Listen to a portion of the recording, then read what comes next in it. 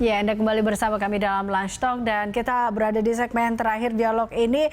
Saya kembali ke Pak Ede. Pak Ede, ini jadi kalau kita lihat tadi apa yang dikatakan oleh Prof. Paulus bahwa memang harus ada perubahan komunikasi dan juga sosialisasi, melihat kondisinya sekarang juga sudah harus lebih intensif lagi mengejar 17% tadi yang tidak mungkin atau sangat tidak mungkin terkena COVID-19, bahwa karena kita lihat trennya semakin naik. Anda melihatnya seperti apa, Pak Ede? Ini sekaligus menjadi closing statement dari Anda. Apa yang memang harus dilakukan? Pendekatan seperti apa yang memang harus dilakukan agar masyarakat yakin terkait dengan bahayanya COVID-19 ini?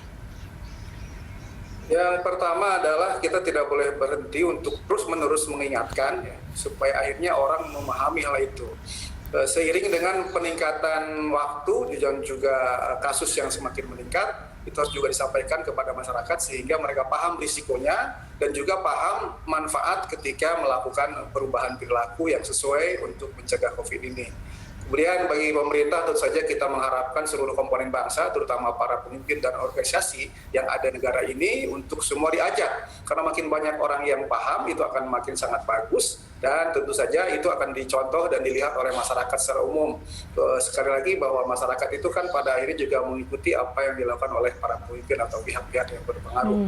Intinya mari kita terus lakukan dan perbanyak kelompok kerjasama yang bisa kita lakukan dimanapun sampai level yang paling bawah, sehingga semua orang tidak ada yang ketinggalan, semua dapat informasi yang sama dan pada akhirnya melakukan perilaku yang sesuai, yaitu hidup yang lebih bersih, lebih sehat dan lebih terlindungi sehingga tahan dan tangguh terhadap penularan COVID dan mampu melakukan penanganan ketika ada yang terkena. Saya kira itu. Terima kasih.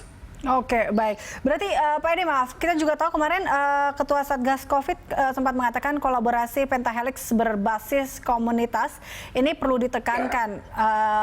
Menurut Anda pendekatan ini berarti bisa dilakukan atau dapat diterapkan di Indonesia berarti ya? Harus, bahkan mungkin bukan hanya Pentahelix kan, Pentahelix baru 5. Mungkin Sektahelix dengan para pemimpin agama itu yang barangkali seperti ya. Sektahelix. Oke, baik. Baik, saya ke Prof. Paulus, closing statement dari Anda, Prof. Ya, supaya lebih menjurus ya, saya lihat tadi kan Jakarta katanya yang paling tinggi ya, yang tadi tidak takut itu ya, dan segala macam. Jadi menurut saya, misalnya di Jakarta, kalau pemerintah pusat pun sekarang sudah sadar dalam tanda petik bahwa pendekatan harus lebih kepada community, maka menurut saya di Jakarta itu, apalagi Jakarta yang besaran dari daerahnya tidak terlalu luas tapi penduduknya sangat padat, itu pendekatan kepada komunitas harus betul-betul dijalankan. Saya masih belum melihat ada perubahan apa-apa. Dan di Jakarta ini, kalau kita lihat, kalau daerah miskin itu luar biasa, bahkan lebih dari keadaan di desa. Jadi kita melihat misalnya mereka untuk cuci tangan, di mana dapat air bersih, itu sangat sulit. Untuk menjaga jarak, bagaimana tempatnya begitu sempitnya, rumahnya hanya 4x3 atau 4x6 dan segala macam. Jadi semuanya itu serba sulit. Maka dari itu pendekatan ke daerah-daerah yang miskin semacam itu harus diperhatikan betul. Jadi saya takut nanti malah bisa terjadi klaster-klaster ya di daerah-daerah yang kumuh itu. Jadi menurut saya pendekatan yang lebih cocok untuk setiap daerah itu yang harus dicari oleh kepala daerah di daerah masing-masing. Begitu saya kira pendekatannya. Oke, baik.